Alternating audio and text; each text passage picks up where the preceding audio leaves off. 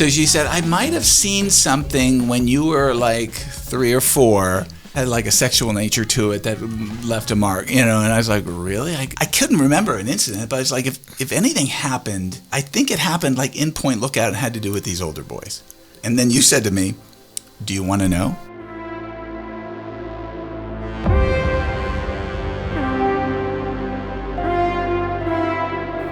Our world is magnificent, filled with life in every imaginable form. But what if at the root of all these diverse forms, there was one energy, one conscious energy that created everything we know by becoming everything we know, including you. Come with us as we peek behind the curtain of what we call reality and explore the limitless wonders of consciousness in the Realization Lab. In part 1 of this episode, Shana spoke about how she rebelled against her Orthodox Jewish upbringing in Baltimore, ultimately became a very successful executive and then entrepreneur in the world of tech, but then gave it all up when, after a lifetime of mystical experiences, she finally discovered she was a healer. So she spent 30 days praying for guidance at the grave of a famous Jewish mystic until finally... And then my angels came. So you had to pray for 30 days. You lived nearby this, and you would go... Every day. Every day you would go like a pilgrimage, and you would pray. Show me the way. I said, maybe I need to go study something. I'm a healer. I need to heal people. What should I study? I didn't know. Right. And I just knew I didn't need to study, but I didn't know. I've never done this. So you pray for 30 days, and then the big guys start showing up. An angel shows up, and first of all explains to me who I am, where I come from, and what my work is here. And then says to me, I'll teach you. And he taught me the method that I work. And I said, where do I start? Like, it was so scary, that first session I ever did afterwards. And I'm grateful to the person who was my first till this day, because I did not know what I was doing. And this is the angel who shall not be named? I've never received the name, and I don't want to give too much characteristic. But it's a very, very powerful angel of healing. There's only a specific amount of angels of healing, and he is very high there. He's been my angel for all of my past lives. He's been with me. So is he your higher spirit guide? Or No. He's a healing angel. He's specifically healing, and I've been a healer before, and I'm connected specifically to his powers for many of my past lives. I've now discovered. So he is so each one of us was brought in by an angel, having to do with the work we need to do here, and that angel guides us and watches us 24/7 and will take us out of this world. We all have one of those. Sometimes we have guides, different souls, family members, ancestors that guide us and protect us too. Some may be temporary, and some are there for the whole life. My father being one of them for me. I have a group, but he is the most powerful in the group. But these specific angels only having to do with my work. So I can't ask him personal questions. I see. It's only about clients. So someone comes and I'm like, how do I deal with that? He's there. And he, you feel, has been with you every lifetime? No, I wasn't a healer in every lifetime, but I've been working in this weird space, as you will, many times before. And he's been with you since the beginning of this lifetime? I don't think so. It was only after praying that he showed up. He only showed up when I was ready. So what I realized is the ones that have to do with calling only show up when you're ready to start that calling.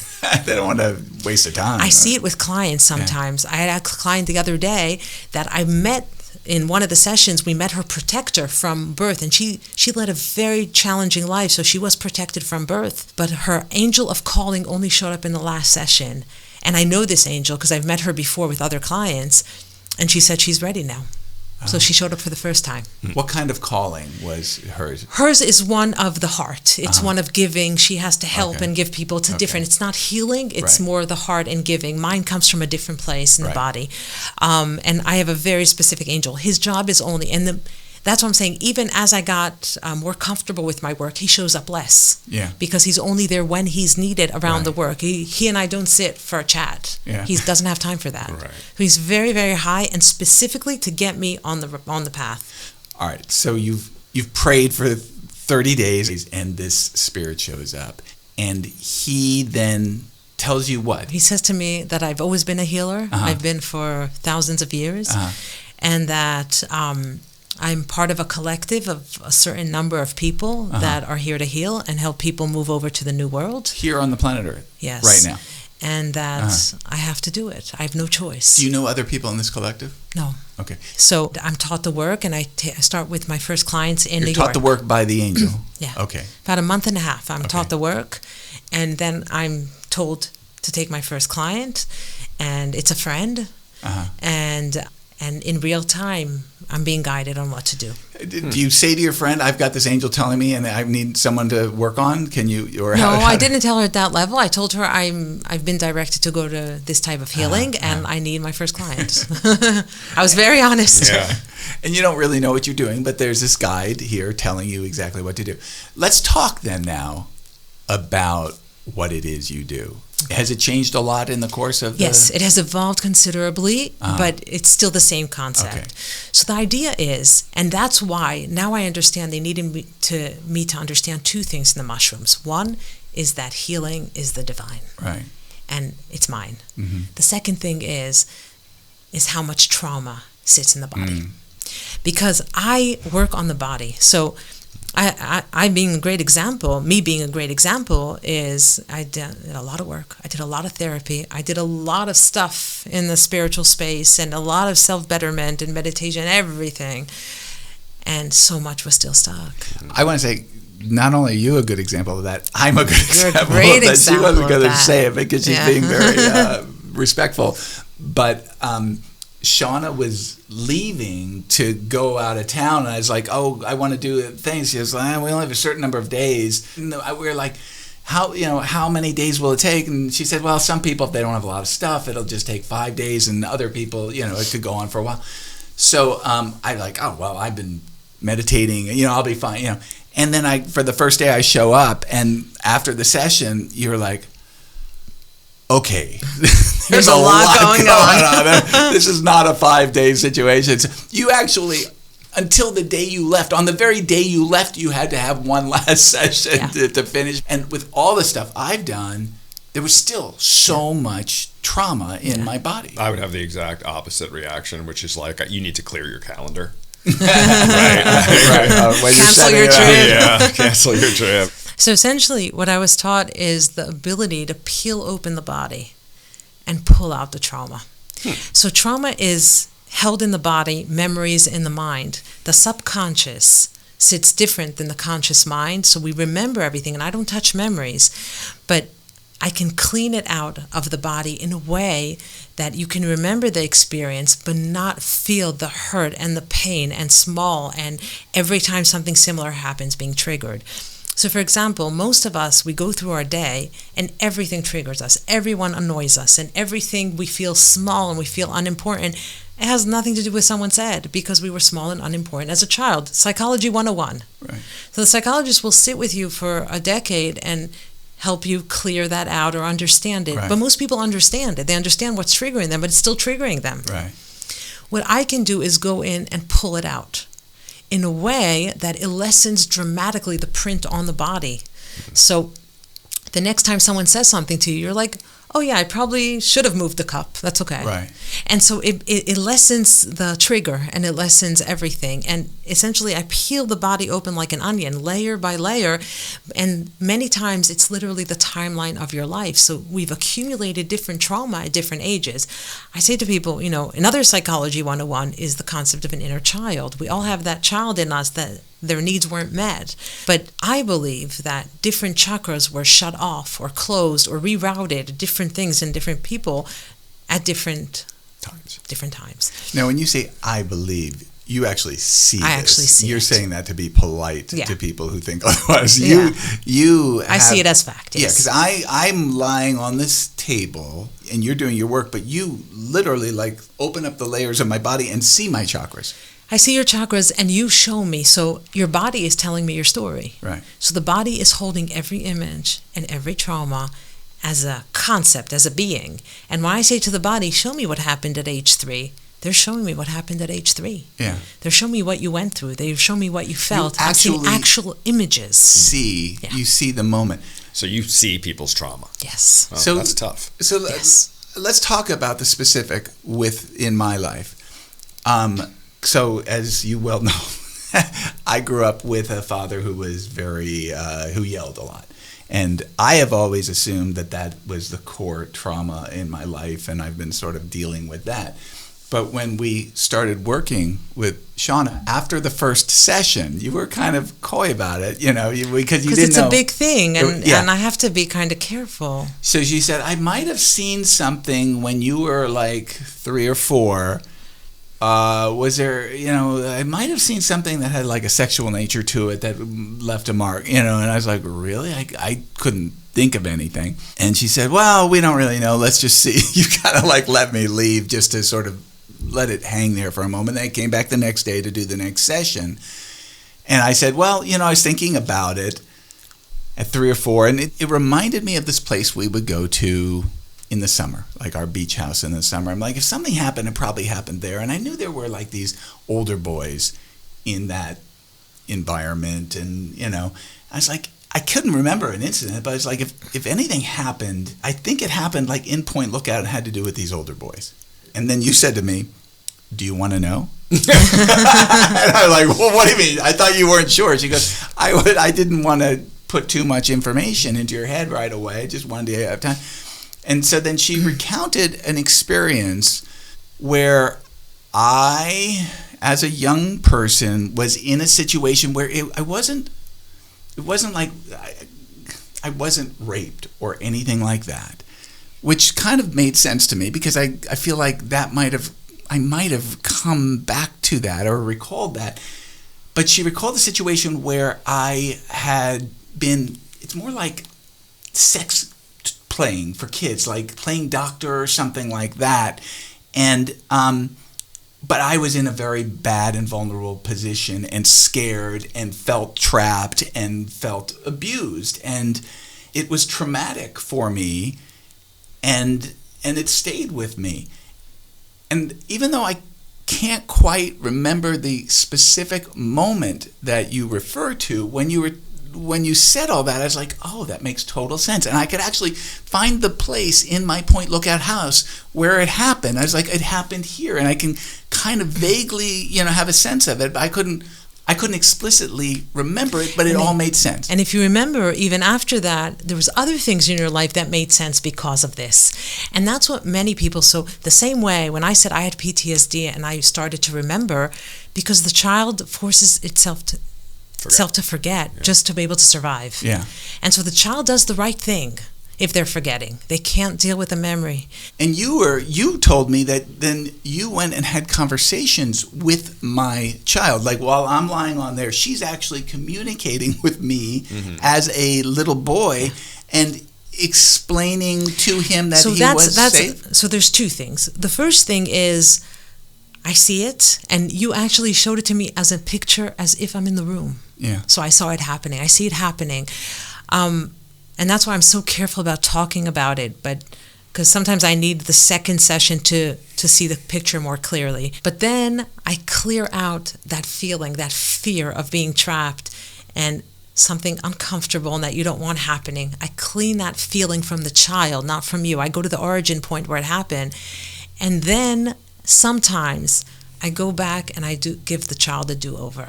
And I can change what happened energetically.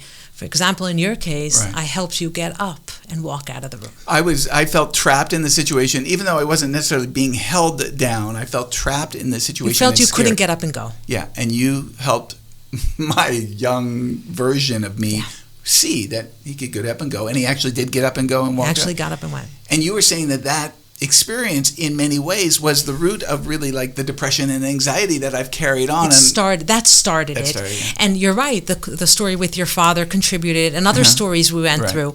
And that's what I realized. It's not one thing.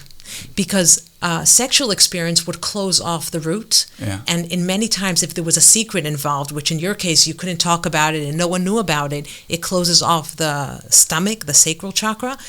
But other stuff closed off your heart. So if the caregivers are not functioning and he's not receiving love, then the child says, I can't deal with this pain anymore. I'm going to close my heart. Right. And that child is walking through the world with a closed heart. So it's like a domino effect. And when you say root, that's the root chakra, and then the stomach chakra, and then the heart chakra. So it's just... So for another example is many children who were raised with parents, and you are actually an example of that, if I can go there. And that parents that didn't say, you're sweet, you're kind, I love you, you're special, you're unique, they don't develop a center. So there's a child walking around that could have had everything. They were wealthy, they were well fed, and they don't know who they are. Right. And they're walking around the world and they don't know if they're good, if they're bad, if they're special. This happened to me too. And so they keep on looking in people's eyes, compliment me please, so I know I'm worth something. Right. And they live a whole life, and I did this and you do this. We live a whole life to prove to someone that we're worth something. And because then how no do one you heal ever, that? So what I do in the work is, first of all, and sometimes clean out, because many children weren't only not told they were special, they were also told they were not special. Right. So you first have to clean that, and then I have to build them a center. Right. So they can feel for themselves, oh, I'm a good person, I'm special, I'm okay, I'm fine. Maybe I'm not the most beautiful and but I'm okay. So David's issue in life is his parents went around telling him how incredibly special he was, and firstborn Jewish son. Yeah, and so he was, it set him up for like expectations of life that really, kind of backfired on him. What do you do with that? Again, everyone is different, but there's certain work. You see, by making yourself too much, the child stops believing them. Right. So it says, are they lying to me? Or so it actually creates trust issues. Yeah. So that the trust issues have to be cleared, but it's always at the origin point. So sometimes I do a do-over for that child. I didn't do a do-over for you on some of the other stuff, because you were older. Right. And if a child is older, I can explain to them, your dad has a problem and he can't stop yelling and he's frustrated. And it doesn't mean that he hates you. He loves you, but he's not functioning and he has too much on his plate. And a child at 7, 8, 9 can get it. Right. But a child at 3 cannot understand why he's feeling uncomfortable and why people are doing stuff to him that he doesn't want. And then you also told me that in your work, the prevalence of sexual abuse is extraordinarily high. And I'll explain why.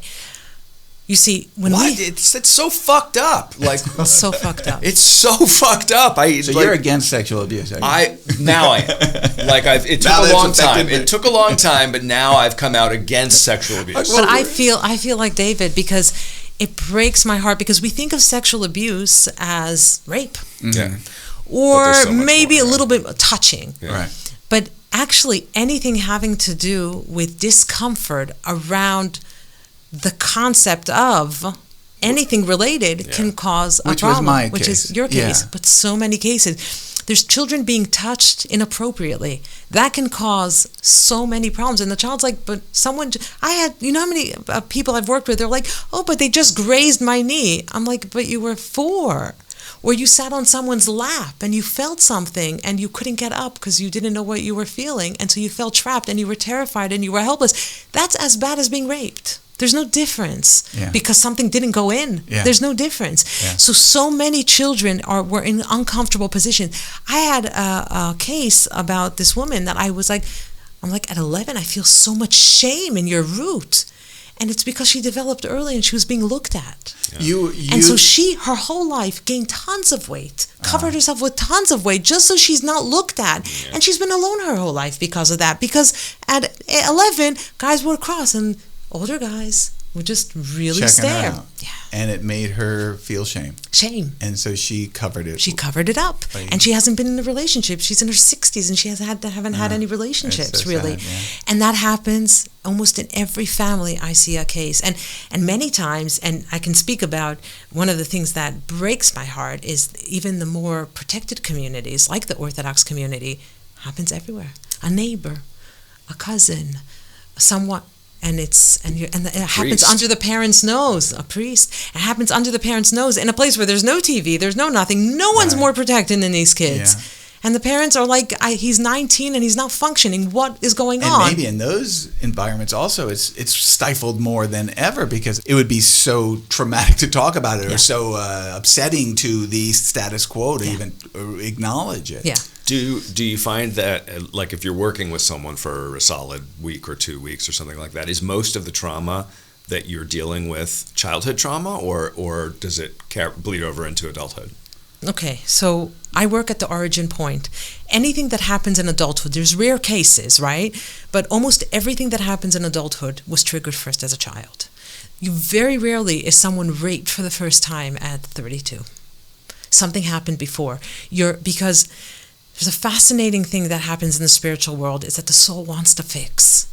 And I always say God is a mathematician because everything is done in patterns. Yeah. So if you went through something as a child, you'll repeat it again and again and again and again until you fix it. So usually if someone went through a sexual assault, their life will show it multiple times, not once. Yeah. They'll show a lot of bad patterns and a lot of bad behavior because of that. It's an obsessive need to fix, and you're almost stuck in your own loop. Or they're drawing these experiences to them unconsciously. They're drawing their experience. Behavior necessarily. Now, no, that's what I mean by the troubled behavior. Right. Troubled is probably better than bad behavior because they're drawing it because the soul wants to fix. And even worse, a third of my clientele is coming in with problems that are not from this world. Yeah. They didn't go through a sexual assault in this world. They went in the past life. Yeah. In a past life, when you say world, you mean another planet or maybe a human life? In a human life, and no other planet. Right. We're bringing in traumas from previous. Of course, we walk in. And how do I know it? Because the person lays on the table the first time. My first 2 sessions are the diagnostics, and I'm going through and I check every chakra, if it's closed, why is it closed, how much of it, what is the percentage closed. If something is fully closed, that means intense trauma. And I'm like, nothing happened to them in this life. This is not from here. I don't see the pictures. Yeah. And then I'm like, okay, what's happening? And then I see the trauma in the past life. So within the first 2 sessions, if it was not from here, if it was a past, I would see it.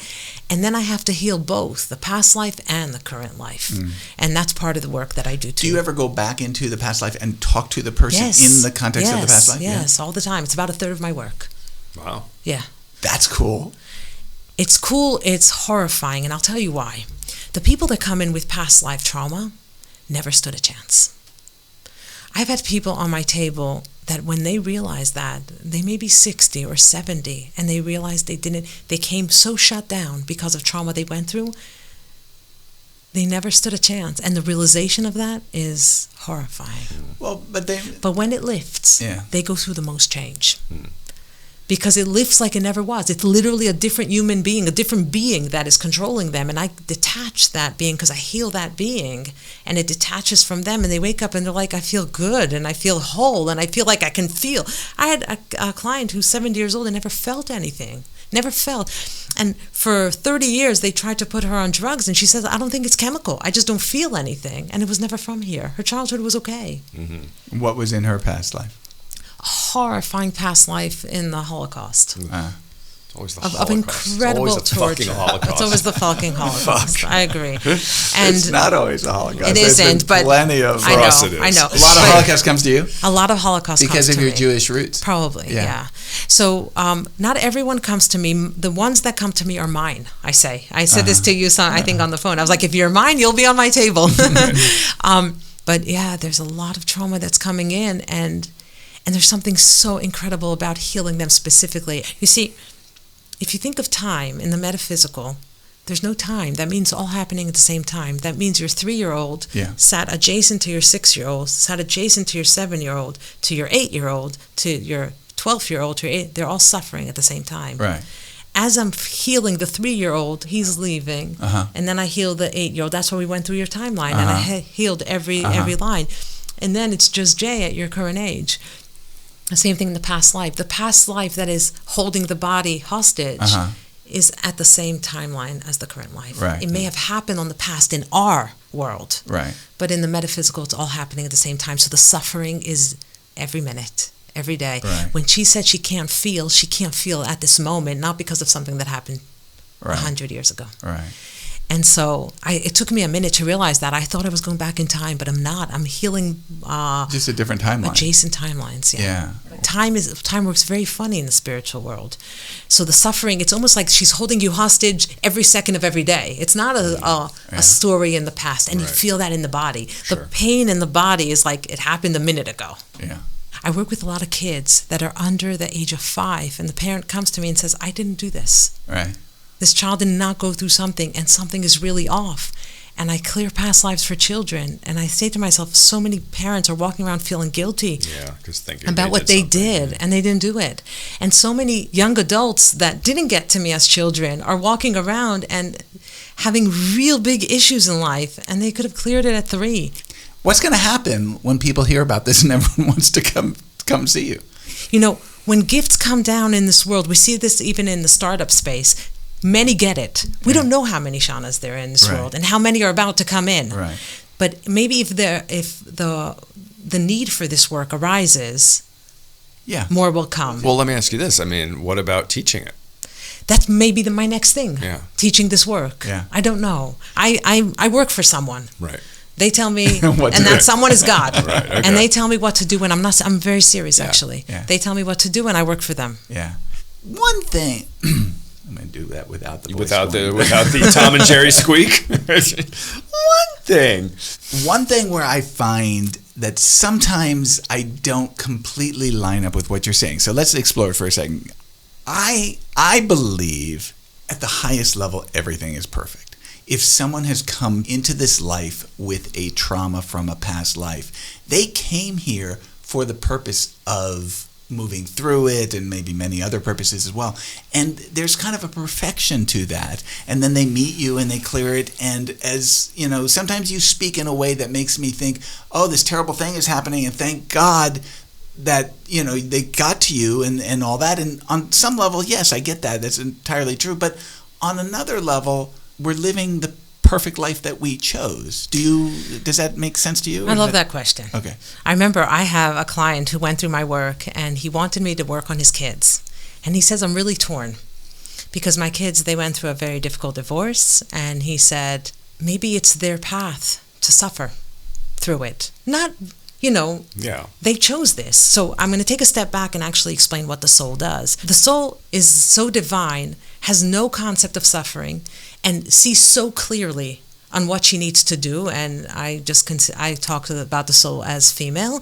She designs her life. I believe the whole concept of gaming was built in this world so we understand what the soul does. Gaming? Gaming. Uh-huh. The gaming industry. Yeah. Uh-huh. The soul builds her life, sees this is going to be my husband, this is going to be my son, this is going to be my father, because she knows exactly what she needs to fix with everyone. Right. She puts it in motion. Kabbalah believes she sees it almost in video. Everything that's going to happen, and signs off on it. And only then she's brought into this world. Except when she's brought in a body that feels pain, that doesn't want to suffer. And that forgot. And forgets everything. Yeah. Kabbalah believes that the dent under our nose is where the angel that brings her touches her in order to forget everything. Uh-huh. Because then she doesn't have choice if she remembers everything. Right. She's like, yes, of course I want to suffer. Of course I want to lose my legs. I didn't want them because so I could be better. The soul chooses, literally goes shopping, according to the Kabbalists, for her hair color, her eye color, her height. Everything. All the details in the life coming in, because she's choosing details in order that will help her. That will help her grow and expand as a soul. And fix what she needs to fix. Right. We've been here for a minute, so she needs to fix things. That means when people say to me, why is this being done to me? Why is God doing this? Why is the universe doing that? I'm like, they're not doing anything. You've done everything. Yeah. Take ownership. Okay. So you're right. Everything that is happening has to happen.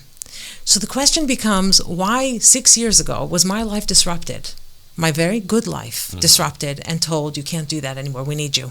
Why was I called to serve? Because it's time, right? No. Because we ran out of time. The new world came in and people weren't fixing. You see, I think the misconception and the miscalculation that happened on the spiritual world is because when they make the decisions of what they need to do, they have no body and no suffering. And when we get that body, we become little crybabies, and everything is so painful and so uncomfortable. And I'm talking about myself too. We don't want any pain. We don't want anything. Yeah. We want this perfect, glorious life. We want a husband now. We want money now. We don't want to work. They don't think they're here to work. They're like, I want the big house with a white picket fence, and I want to be comfortable, and I want to be happy, which is fine. But they forget that there's stuff that they need to do first. And we're running out of time because the new world is here. And so people have to move faster. So they came in and they said, Shana, we need your help. And they didn't only do it to me. It's not possible they only did it to me. That means many were called to serve. To the front lines, it says, we need help. This is not working. And that's why we're here to disrupt the timeline. That means so we can help people move faster, so we can wake them up and clear their body. I'm clearing body out of trauma. 90% is going through me. You're not even feeling. Everything you felt was 10% of what you actually was in your body. All right. So I'm here to shortcut a process. And the only reason I'm here to shortcut a process is because there's no choice. I love what you just said. And I think it's completely true. And at the same time, I think on a higher level, there's also the truth of now is the time, and you're here, and this is exactly. Yes, we're running out of time. It's a crisis. I get on that on some level, but I also think on some level, it's amazing and it's perfect and it's wonderful that it got to a place where we needed coexist. Yeah. Maybe right. Yeah, I'm more catastrophic than he is. We're running out of time. Yeah. Well, he is also a little panaceic about it, where like it's a little like the way you view it occasionally seems to me like a religious zealot, which is just like it's a way, like whatever happens, that's what God meant, you know. But he's right also, you know, that it's perfect. Everything's perfect. Everything is 100% accurate. That's true too. There's no mistakes. Yeah. While we're on the topic, David, what do you take of all this? So, David, you know, as our skeptic here, how much of this can you take in? I can take in a lot of it. I mean, I absolutely 100% believe that we store trauma in our body. 100%. I 50% believe that our past lives influence that. That's pretty good, right? Yeah, if I go 50%. Halfway there, right? Do you think Shana is being visited by spirits who are teaching her how to unzip the body and fix all the chakras? How can I judge it? Just sitting here, like I should experience it. Like, would I feel it? Like, would you you once brought me to a energy healer, that guy Master High. Right. Remember? I don't know if he did me any good, right, but I 100% felt a physical sensation when he touched me. Right. Coursing through my body. Do you know what I mean? Right. So, like, would I feel emotionally lighter after working with Shana? Shana, do you think you would? He's asking, well, I'm asking you because you did it. What exactly was your experience? Like, what did you take from it? Like, when she's clearing all this stuff out? Well, I'm sending my wife to go see you, and I've told you that I'd like to send my children. So I obviously think that what you're doing is of enormous value. My experience, I'll talk about one moment when I was lying on your table where, you know, you say this funny thing, which is like, you say, you're going to have to learn to do this yourself because I can't be here to pummel you with energy every day of your life. And that is literally what I felt like you were doing. It was, Shana has the ability to direct energy in a way that you're just getting bombarded with so much energy. And it led to a point late in my process with you where I remember this one experience particularly where I don't know what you were doing, but I became like this channel. I was like a channel. I believe we're all channels for energy, for the divine energy into the world, and you know, on some level, and that's we share the energy with the world.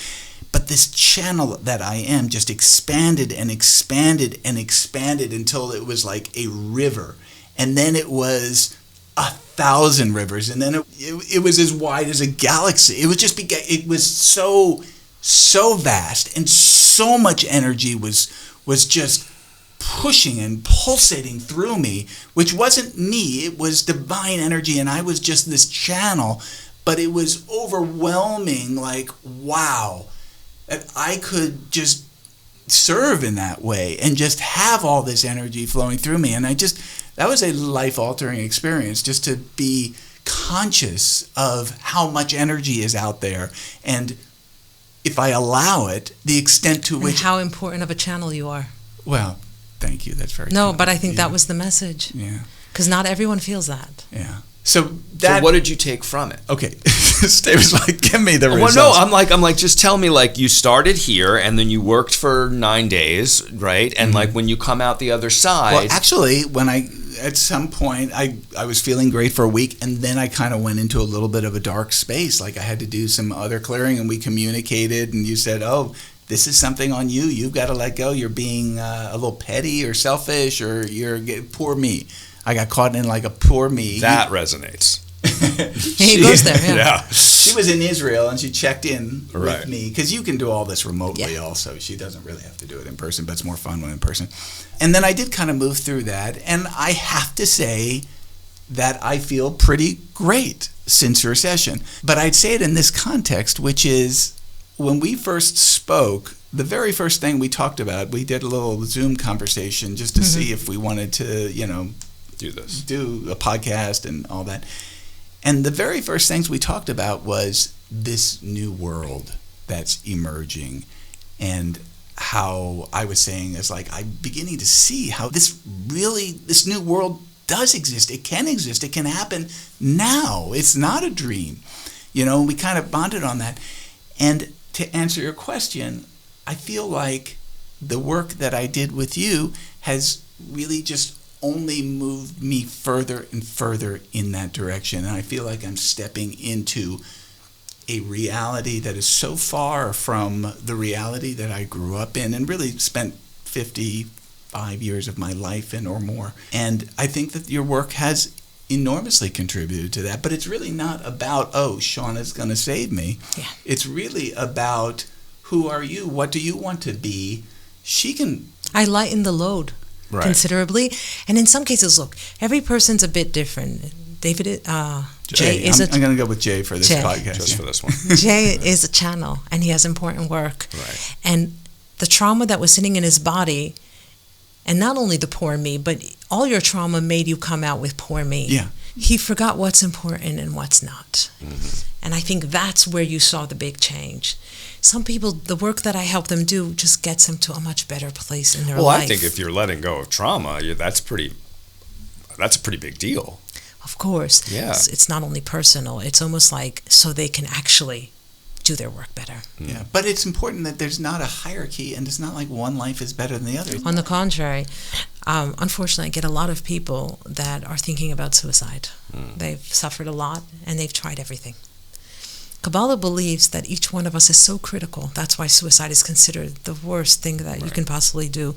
Because without every contributor, the whole cannot be reached. That means that everyone is equally critical. There's no hierarchy. If you have more money, if you're better looking, it's meaningless. But there is meaning to everyone has a different job. So in the same way in our life, I don't think the doctor is better than the gardener. I actually think they're both healing people in a way, because potentially the gardener is making more people happy, right? But that's his job, and that's his job. The same way in the spiritual world. One isn't better, but sometimes one has more work to do. I think I told you this, but guidance, who I used to communicate with, would often say that I was actually better. Yeah, and more all the important than time him. they were talking about they would say that if you removed one person, one soul, one entity from all of creation, the entire thing would collapse. It's true. That's how Kabbalah believes. Yeah, everyone is critical. Everyone is critical. Yeah. By the way, David's incredible. Yeah. He has incredible abilities, just FYI. He has very interesting energy. What do you see? That's for him to hear from me directly. Okay.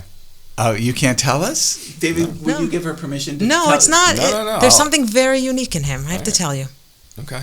No, but it'd be fascinating to the podcast audience to get just a little bit of this, and I think it would be helpful in expanding the message, because people really enjoy David on the podcast. I don't think he's as a skeptic as he appears to be. And I think he's holding the dam really hard because he's worried about what happens if it falls. But actually, you see, you guys are very different in your personalities. You are much softer, you're more vulnerable, you're more emotional. Likeable. He's much more grounded than you are. And there's a lot of stuff that he can bring into this world that you can't. Like complaining and annoying and flatulation? Or what is that? I love it. Let's make it a word if it's not. No. Let's there's get something, me down on your table. There's something in his demeanor, in his seriousness, in his weightiness, not heaviness, weightiness. There's a distinction, David. All right, so we'll have, after he does his sessions with you, we'll have you come back and we'll have a discussion about this if he's willing to talk about it, right? I'll be willing. Are you willing to do that, Shana? Yeah, we'll do this. Yeah. I will say I'll end up in a fascinating note. I have learned that different souls came in for different levels of fixes, and some came in for an easier life. Yeah. Some came in I came in for a very challenging life. Yeah. Not everyone did. And yet it's incredible the work you do and the satisfaction I know you get from what you do.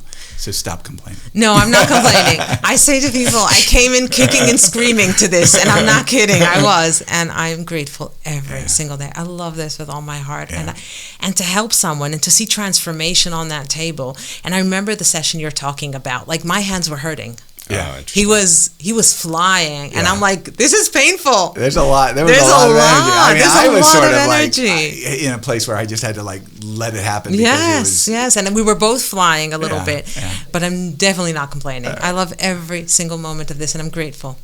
And I'm so grateful that you were here to share all this information with us. This has been just a fantastic morning. Thank you so much. I loved every minute. And it made a dent on David. We keep knocking dents in eventually. Oh my God! God help us when this falls. Well, you present very well. The messenger is amazing. I mean, very you're powerful. Such a success. It's also, even aside from that, I'm not even saying like, you're a success in the real world, but you know, your presence is very and you're well spoken and you're intelligent, intense, and powerful. I'm happy to be the messenger. And I said to you also, I think it's the time for people to learn this and not necessarily be on my table. Yeah. I don't know how, and I really don't know how. When I'm told, I'll know. But it's time for this to come out. And that's why you're here on the podcast. That's why I'm here. Yeah. Okay. Thank you so much for my pleasure. being here. My pleasure. Thank you so much, guys.